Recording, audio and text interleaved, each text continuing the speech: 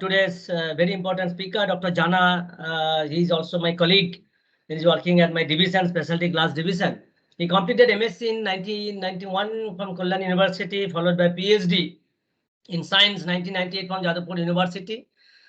He was Junior Research Fellow in CGCRI from December 1997, and now he has been promoted to Senior Principal Scientist and Honorary Professor ACSIR, and he is doing research at Specialty Glass Division. His activities include Sol-Gel wet chemical processing of dielectric metal oxide, semiconductor and nanostructure thin films coatings, organic and inorganic nanocomposites, and graphene-based nanomaterials for different applications.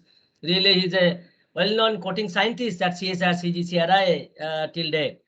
He has a good publications followed by the patents. He has published papers in ACI journals, peer-reviewed more than 80, conference proceedings and abstracts 85, both are matching. And book chapters has contributed only 9, patents 3. He has many human resource development supervised 5 PhD students already completed their PhD degrees. 3 are ongoing, and he has supervised MTech, BTech, and MSc students around 15 numbers. He is a course coordinator of ACSIR and faculty of the functional coatings and nanomaterials. He is a guest faculty BTech students in different branches of the coatings areas in Calcutta University on sol-gel materials, carbon nanotubes, so and so forth. He is a PhD thesis examiner at Indian Institute of Engineering, Science and Technology, Shivpur, Niger, ACSIR, Kollam University, all over in India, like Shastra University, and Algappa University, Purdue University, so and so forth. He has given many invited talks to the level of around 16. He is a council member of Indian Engineering Society, Material Research Society of Kolkata chapter. He is a visiting life member also of different professional societies like Electron Microscopy Society of India, Indian Ceramic Society, Material Research of India, IETI Hong Kong, and NCEBJU. Is a Brainpool Fellow, visiting scientist, Slovenia, Portugal, South Korea, also the Brainpool Fellow, Distinguished Scientist Award, Veras International Research Award in the year 2016.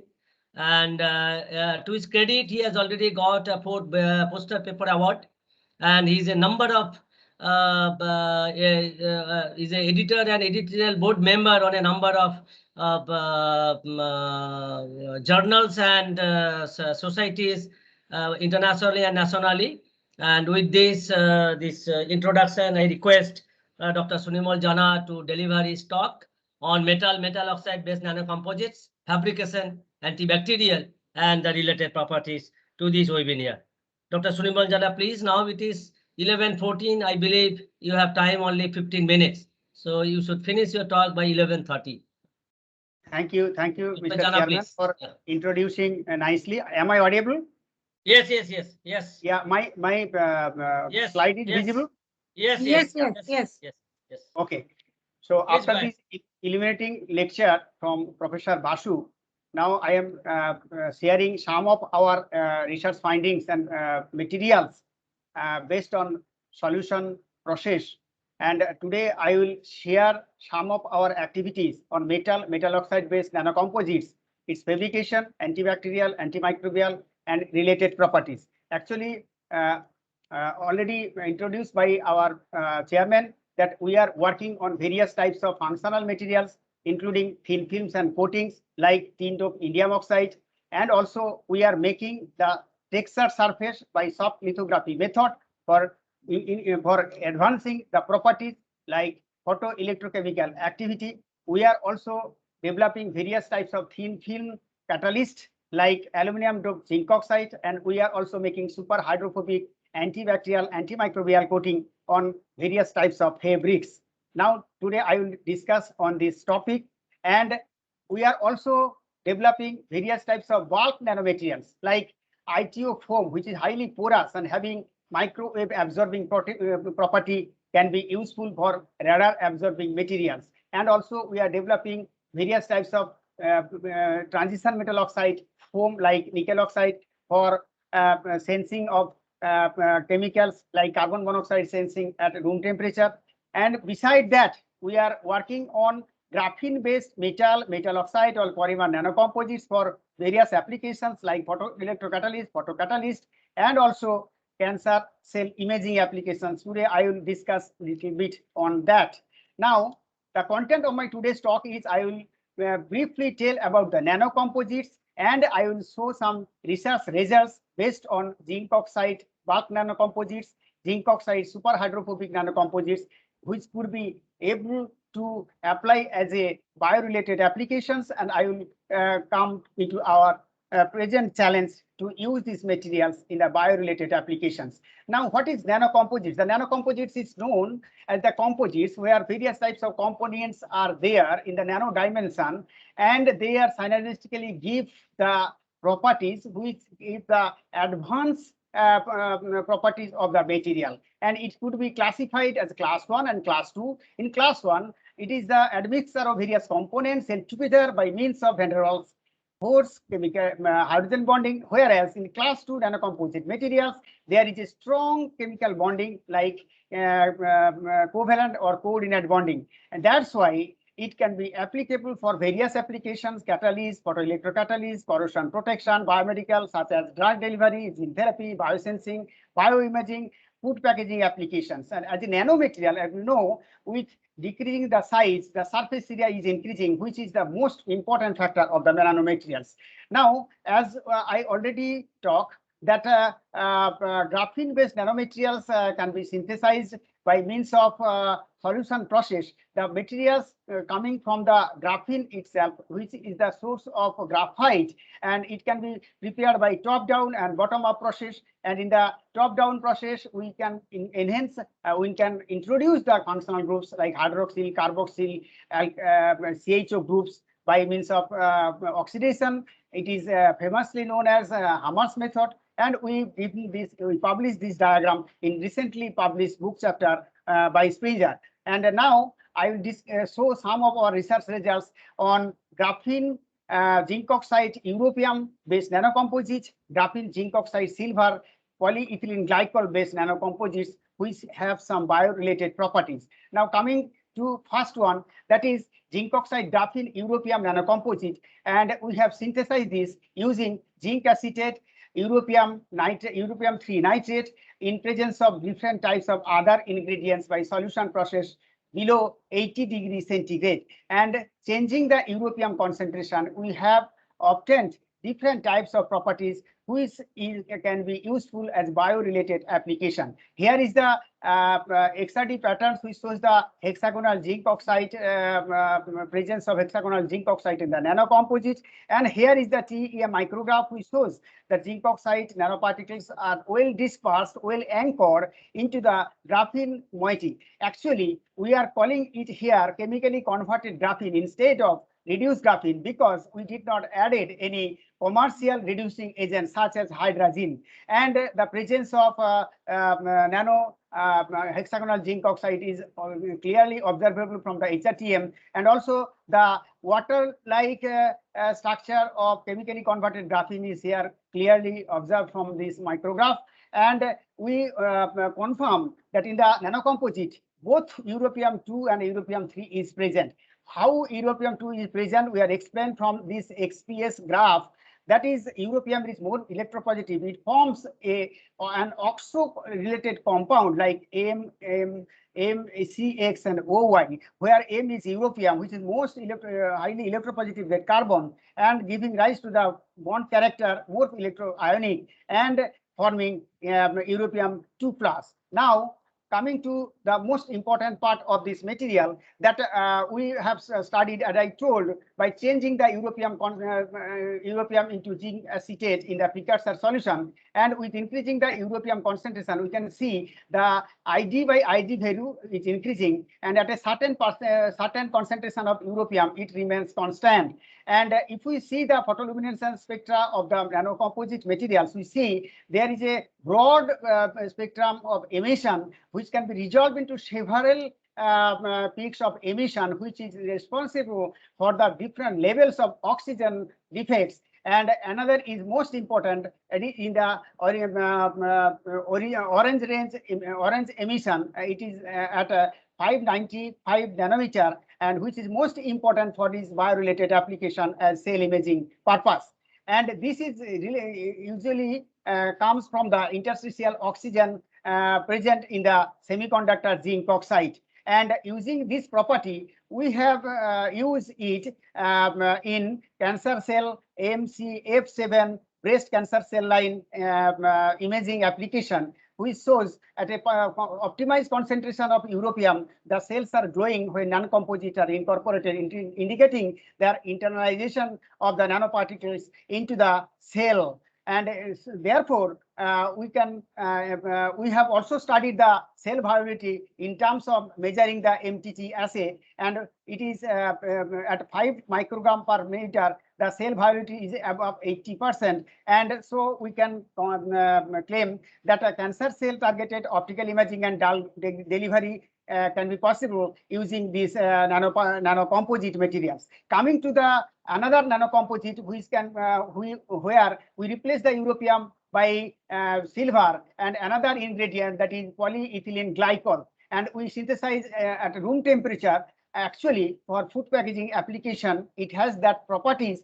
Actually, for food packaging application, the main characteristics are anti-biofilm formation ability and also reduction of biofilm colonies, and also susceptibility against microorganisms, that is related to antimicrobial activity of the material, as well as it needs to study the visible transparency and mechanical strength. I am coming one after another. The first, we have studied the anti-biofilm formation activity against the H. aureus and P. aeruginosa, and it shows 95% bio-antifilm formation activity. In case of H. aureus and P. aeruginosa, it is 93%. And we also studied the volume reduction of preformed biofilm colonies against H. aureus by using this optimized condition of silver content nanocomposite, and we have seen that about 70% reduction of the pre-biofilm formation colonies is observed.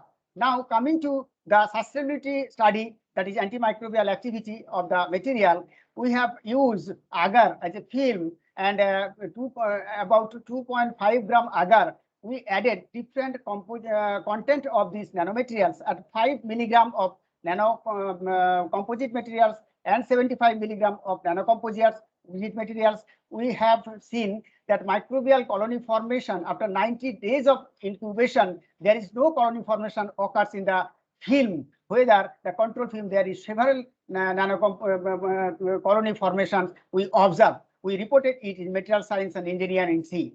And the light transmission values of the agar films, we have seen when it is 25%, it is over 42%, and when it is 75 milligram, it is reduced to half of that, nearly half of that. So here in the 25 milligram, it could be applicable for this application. Color values of agar films we measure in terms of Hunter color values L, A, and B, and the color difference we calculated using this formula, and it shows that at 25 milligram of this nanocomposite, it shows the good results which can be applicable for the particular application purpose. And we also measure the tensile strength and elongation at breadth, and as well as physical thickness, as these are required for this particular application. And we have seen that 25 milligram of nanocomposite, it can give the reliable properties of this mechanical property,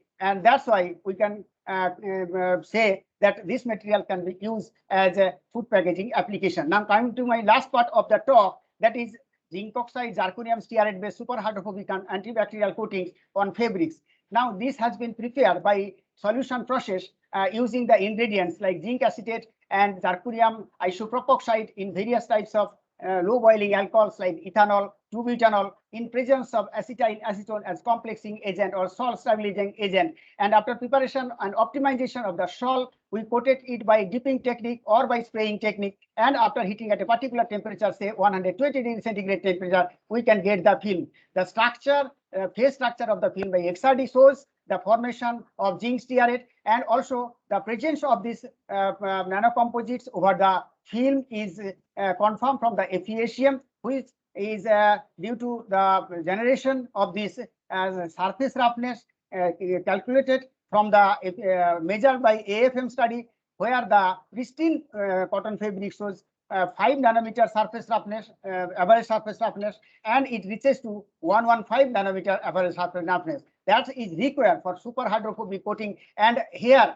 also the presence of stearic acid as a low energy materials, the combination of the hierarchical surface roughness and as well as the low boiling, low energy material can give rise to the super hydrophobicity of the coating, and the presence of zinc oxide can give rise to the antibacterial property, antimicrobial property of the material. And as it is self-cleaning, as it is super hydrophobic surface, it might have self-cleaning property, and the self-cleaning property as well as the antimicrobial property as well as the super hydrophobic property can give rise to enhance the antimicrobial property. And also we can say that not only super hydrophobic surface, if we make it super hydrophilic surface, it can also be able to make self-cleaning property. Now, how it is bonded with the substrate? Actually, in cellulosic materials, there are two types of hydroxyl groups. One is primary hydroxyl group and another is secondary hydroxyl group. In the primary hydroxyl group, it is reactive, which can react with the sol-gel materials, and the secondary hydroxyl group is inactive. Four more minutes. Okay. 4 minutes. Yeah. Okay, I will complete. And here we have studied this reactivity of this primary OH groups by FTIR method. Here we see at 1425 centimeter inverse, the CH vibration groups is not affected by the chemical reaction, and the OH groups, which is related to the primary hydroxyl groups, at 3265 centimeter inverse, and the intensity ratio, that is IOH by IC, is gradually decreasing at the optimum concentration, indicating that the primary hydroxyl groups is bonded with the cellulosic materials, and that's why we are getting the good coating for with respect to hardness, with respect to chemical durability. And here is the wetting behavior, shows the super static water contact angle 160 degree, and here the water is bouncing back due to the properties of super hydrophobic character, and it forms a plastron layer due to the presence of water, the metastable air inside the grooves. That is due to the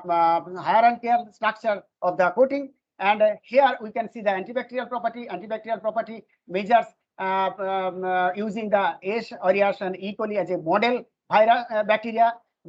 bacteria, and this super hydrophobic surface inhibits the bacterial cell addition and growth, and also the presence of zinc, which can act as a zinc 2+ ion release and forms the reactive oxygen species for giving rise to bactericidal effect. And we also studied the chemical laundering and mechanical durability, and it shows after 20 abrasion cycles, the super hydrophobicity returns. We measure in terms of static water contact angle, but in alkali it comes down below 150 degrees centigrade, and but in acidic medium is still super hydrophobic 160 degree, and after 10 cycles of laundering, and it shows the 160 degree. It has the self-cleaning property, as we have confirmed here by using the dye as a dust. When you put some droplet of water, it combined with the dyes, and after tilting, the dye solutions removed from the surface without any force, and so we can say that it can be used as a self-cleaning purpose. Now the last part, that is zinc oxide silver PDMS based super hydrophobic antibacterial coating. This is product development purpose, and we already applied this on cotton fabric and polypropylene sheet as a PPE materials, and it has the sliding angle of below 10 degree and laundering durability, mechanical stability, which is used for which is applied for sandpaper abrasion test. Up to 50 cycles it returns, and the retentions of antibacterial property is also observed after 50 cycles of the test. We are yet to test the viral activity of this coating, and here is the antimicrobial activity of the as coated films, that is 99.99% to 100% reduction in microbial growth using E. coli, H. aureus as a bacteria, and C. albicans as fungi. And after 50 cycles of abrasion and 50 cycles of washing, both both cases antimicrobial activity returns. Now, the major challenge of these materials is the cytotoxicity, because in this case, zinc 2 plus is generated, and this zinc 2 plus creates the formation of reactive oxygen species that is most important, and we have to restrict it by optimizing the composition. So in vivo studies are necessary for actual biorelated application, and also competitive market is another challenges of this case. So I thankfully acknowledge our director and our students, my students, basically Dr. Bera and Dr. Noskar, who are already graduated and doing postdocs abroad, and Ms. Malovi Seth, who is going to submit her thesis soon, and for their some of the part of this work. And sponsors like Life Science Research Board, DRDO, Badger Pens, and of course our institute CGCRE for sponsoring doing this research work, and also head Mr. Shitendu Mondal, who is the chairman of this session, and also other colleagues at AGTD division, and last and but not the least, the organizer Biocom 2021 for giving me the opportunity to share this work before you. Thank you very much. We need collaborative translational research so that our products can be useful for the society. Thank you very much.